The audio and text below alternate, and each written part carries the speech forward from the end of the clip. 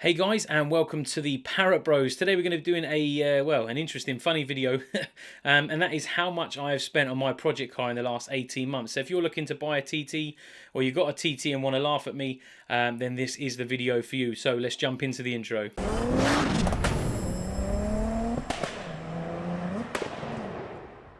Okay, so before we jump into facts and figures, I just want to throw out a little disclaimer. And that is, if you know my partner, or if my partner is watching this, none of these figures are true, and this is made up solely for YouTube entertainment purposes. So you may as well just turn off now. It's not worth watching. Not even relevant. So right, let's get stuck into the dirt, shall we? So I bought the car 18 months ago for £1,500, and it had an MOT. And it was blue, noggy blue. So that's probably the best part about it. The worst part is on the way home the exhaust fell off, and one of the wheel bearings, I was pretty sure the wheel was going to come off past me down the back road. So it wasn't great. So I knew I was going to have a bit of a fixer-upper. And to be honest, at the time I didn't know I was going to do a YouTube channel. So I can't complain too much, because obviously now I've got a YouTube channel doing car-related topics, and I've got a TT that I've spent quite a bit of money on. I mean, it looks great, works well, doesn't break very often. Yes, I fixed it now. So, first one I did, I bought some wheels and tyres off. I bought the wheels off a breaker out in Essex, quite a popular V6 breaker. I bought the wheels for £250, that's the V6 Ronalds. And I bought 250 quid's worth of tyres. So we're in 500 quid. We'll keep a running tally here. So I moved on to brakes. I wanted some more brakes because the brakes on a 225 are wooden, is probably the best word. So I've gone for Cupra Art front calipers. I also bought obviously new discs, new pads, and a few other bits, lines, pins, all that good stuff. And that rounded to £500. And then rear brakes, I had to buy 2 new rear calipers because both mine were up the Swanee. Discs and pads, and I also had to buy handbrake cables for both sides because they were seized. So that's another £200. And then, now this is probably the biggest section, and this is, I'll class it as suspension, but this is basically anything under the car if you're looking upwards other than the exhaust. So I've replaced the shock absorbers, the springs. Now the shocks I got second hand, but pretty much new, and the springs I bought new, and that was £400 all in. I bought the adjustable rear arms from CB Autos, with the Power Flex. No, I used my own bushes, didn't I? I used the Strong Flex bushes, which I'll come to in a minute. And they're 200 quid. I then bought all the bolts and fixings for everything. So obviously I refurbished all my subframes, which I did myself, so saved some money there. And I've used all Strong Flex bushes where applicable. The only ones they don't actually make was top mounts that I could find.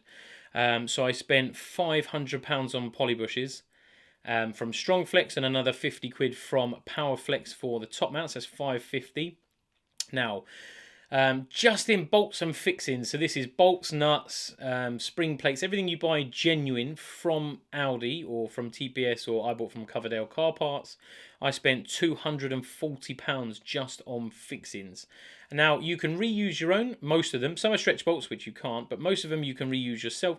The only issue I will say is the reason I replaced most of mine is because if they were a 17 originally, when we come to undo them, they were a 16, or they had a nut welded on them to get them out. So there was only going in one place, and that was in the bin.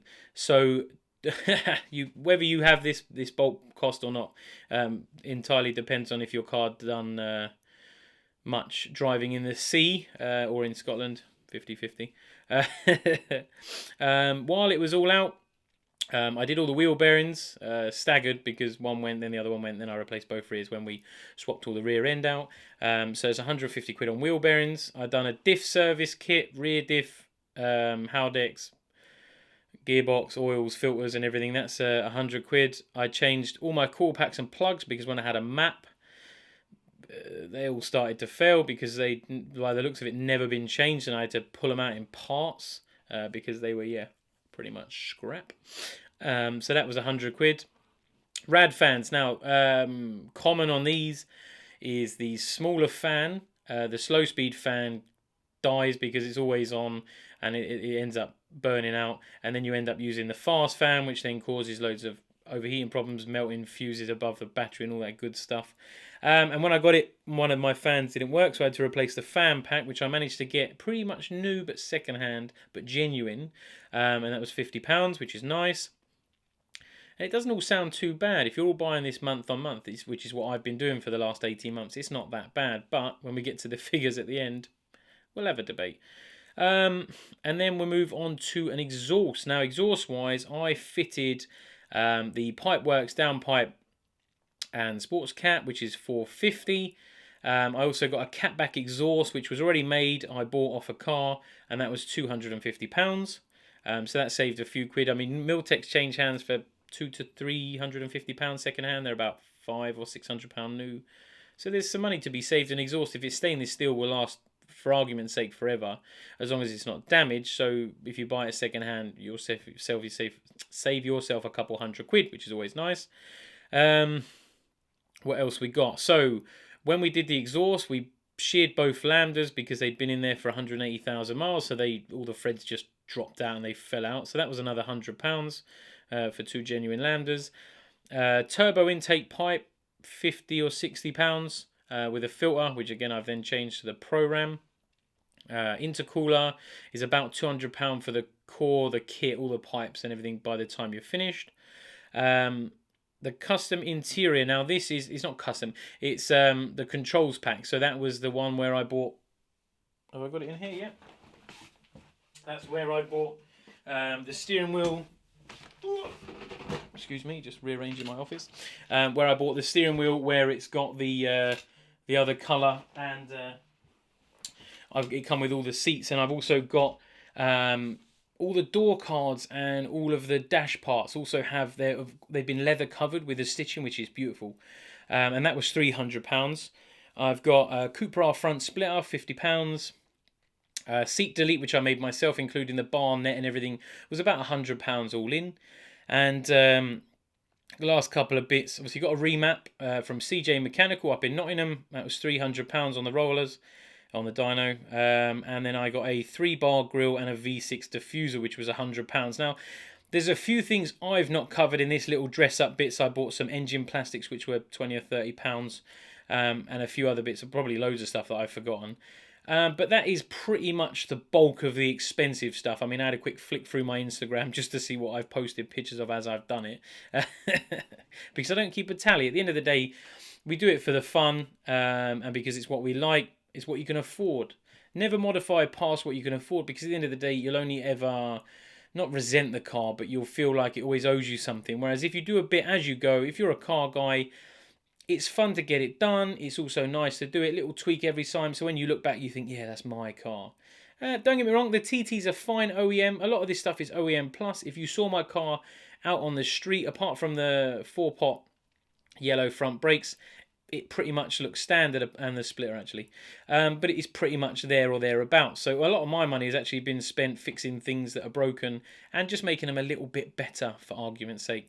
So that is that. So now we're all talking figures now. I don't know if you've been counting as you've gone. Obviously we've kept a running total here, and as you can see, it's £6,300 total. Now that is, like I said, just on the bits I've listed, and that includes 0 labour. So if you're not prepared to watch the Parrott Bros videos, watch BWSTT videos, and or do a bit yourself, then that can get quite expensive. I would probably say you're looking at near double that if you were to take it to a garage and get all of that done. Now, that includes the cost of the car, so £6,300 as it sits. Like I said in the disclaimer, totally made up for YouTube. It's not what I spent. Couple grand, yeah, nothing, no more than a couple of grand. Could I have bought a Quattro Sport looking back? Yeah, I could have done. Could that have needed a couple of grand spent on it? Yeah, it definitely could have done. So it is entirely up to you. Buying a stock car, especially a high miler, as a project will be expensive, because things go and you don't realise what is involved if you're going to do it properly. If you're a car guy and you like cars and you like having them being right, then you're going to spend a lot of money, because you're going to, once you say it's got a knock on the back, so you look at the suspension, then you see that the bushes are starting to go, you start changing the bushes, then you look at your wheel bearings and you think, well, I'm having the back off, I may as well do a service. Suddenly you're in for £1,000. That's how they get you. So yeah, would I change it? No, I'm happy with how it is when it works. Touch wood.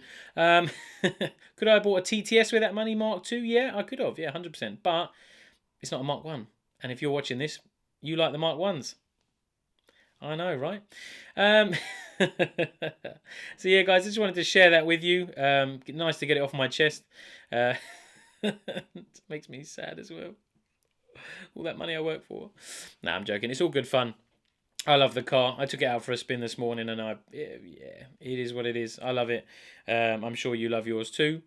If you're brave enough, down in the comments, how much you reckon you've spent?